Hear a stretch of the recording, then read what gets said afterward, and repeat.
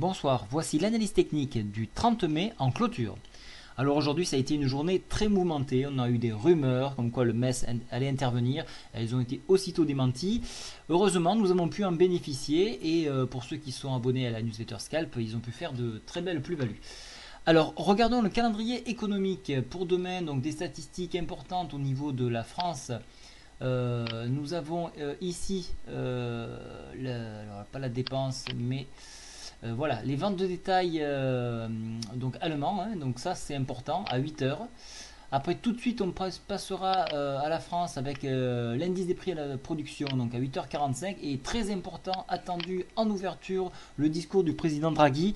Donc il y a deux discours, un discours actuellement en train de se passer et un autre discours à 9h. Donc attendons un petit peu ce qui va se dire. Je pense qu'il va falloir prendre des décisions, j'espère qu'elles seront bonnes.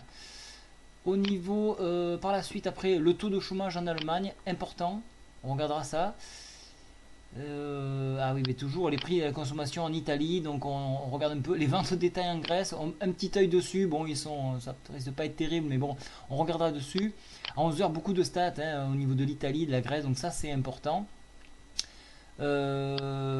Après on va sauter tout de suite, alors ça c'est la grosse stat que nous attendons aujourd'hui, c'est le taux d'emploi non agricole aux US avec les revendications chômage à 14h30 et bien sûr le PIB ici. Décidément c'est une très très belle statistique. Le PMI Chicago attendu à 15h45, ne pas le rater, et bien évidemment les stocks d'essence à 17h qui ont un impact immédiat sur les cours. Voilà, donc maintenant passons à l'analyse technique. Alors un petit œil sur les futurs. On peut voir plus haut. Voilà, 3016. Allez, 3016, 3018. Allez, on passe à l'analyse technique. Alors, graphique dans un premier temps. On a enfoncé la MM7 que vous voyez en violet ici. Donc ça, c'est très mauvais signe. On est venu chercher à tendre vers les 2986. Alors on a rebondi en approche des 3000, ça c'est un support psychologique, c'est mieux que rien, et bon, beaucoup d'attentes, hein, donc le discours de Draghi.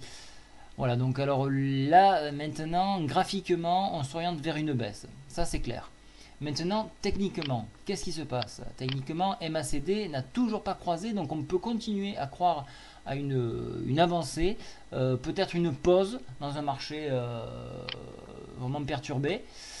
Le stochastique, lui, n'a pas recroisé, donc toujours reste positif. Donc vous voyez que c'est contradictoire avec le CCI est tout à fait neutre. Donc contradictoire avec l'analyse graphique. Alors pour demain, c'est très simple. Alors moi, j'ai proposé donc à mes abonnés de prendre des positions proches de la clôture sur des points bas et d'attendre un retournement avec un espoir sur ce que pourrait dire Draghi. Ça, on joue on spécule sur une annonce. Mais si ça loupe, il faudra prendre le contre-pied et jouer jusqu'à chercher ce support à 2985. Voilà, donc là je suis assez neutre pour demain parce que c'est contradictoire entre le technique et le graphique.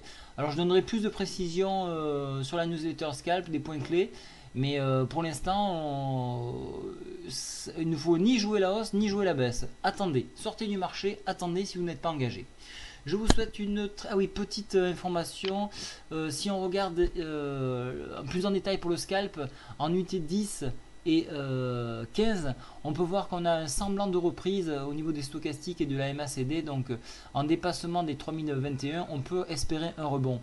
Pareil sur l'UT15, on voit le stochastique qui recroise, toujours une tendance baissière sur la MACD et seul un dépassement des 3022 pourrait peut-être enclencher un mouvement haussier.